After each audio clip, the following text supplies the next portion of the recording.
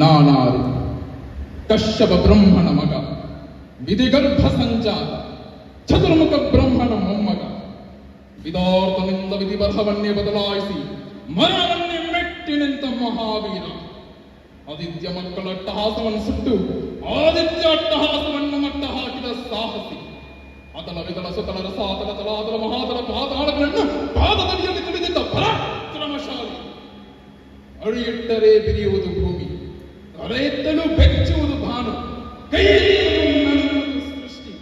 ಚತುರ್ಮುಖನ ಸೃಷ್ಟಿಯೇ ನನ್ನ ಆಜ್ಞೆಯನ್ನು ಪಾಲಿಸುತ್ತಿರುವಾಗ ಯಕಶ್ಚಿತ್ಯನ ಮಗ, ನಾ ಜನ್ಮ ಕೊಟ್ಟ ನನ್ನ ಮಗ, ನನ್ನ ವಂಶವನ್ನೇ ಬೆಳಗಬೇಕಾದ ನನ್ನ ಕುಮಾರ ಇನ್ನು ನನ್ನ ಆಶಾ ಜ್ಯೋತಿಯಿಂದ ನನ್ನ ಮನಸ್ಸಿಗೆ ನಿಮ್ಮದಿಲ್ಲವೆಂದರೆ ಛೀ, ಇದು ಒಂದು ಬದುಕೆ, ಇದು ಒಂದು ಜನ್ಮವೇ, ಇದು ಎಂತಹ ತುರುವಿಧಿ, ಇದು ಎಂತಹ ತುರುವಿಧಿ.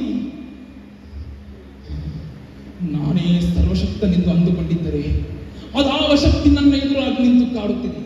ಅದಾವ ಶಕ್ತಿ ಪುತ್ರನನ್ನೇ ಶತ್ರುವನ್ನಾಗಿ ಮಾಡಿದೆ. ಅದಾವ ಶಕ್ತಿ ಅವನಿಗೆ ನನ್ನನ್ನು ಎದುರಿಸುವ ಧೈರ್ಯ ಕೊಟ್ಟಿದೆ. ಅದಾವ ಶಕ್ತಿ ಅವನಿಗೆ ಮರಣವೇ ಬರದಂತೆ ತಡೆದಿದೆ. ಅದಾವ ಶಕ್ತಿ ನನ್ನ ಮುಖಭಂಗ ಮಾಡಿ ತಲೆ ತಪ್ಪಿಸುವಂತೆ ಮಾಡಿದೆ.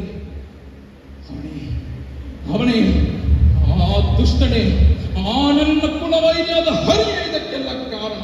ಎಲ್ಲವೋ ಹರಿ, ಕಪಟಿ, ವಂಚಕಿ, ನನ್ನ ಮಗನ ಹೃದಯಾಂತರಾಳವನ್ನು ಹೊತ್ತು ಅವನ ತಲೆಯನ್ನು ಕೆಡಿಸಿ ನನ್ನ ಎದುರಿಗೆ ನಿಂತಿಸಿ ಆಡಿಸುತ್ತೀಯಾ? ನಿನ್ನೆ ಪೌರುಷವಿದ್ದರೆ, ಪರಮ ಪುರುಷೋತ್ತಮನಾಗಿ ನೀನಿದ್ದರೆ, ನನ್ನಂತ ನಿಜವಾದ ಗಂಡು ನೀನಾಗಿದ್ದರೆ ಬಂದು ನನ್ನ ಎದುರಿಗೆ ನಿಲ್ಲು. ನಿನ್ನ ಉದರವನ್ನು ಬಗೆದು ನಿನ್ನ ಕರುಳುಗಳನ್ನು ಮಾಡ ಹಾಕಿಕೊಳ್ಳದಿದ್ದರೆ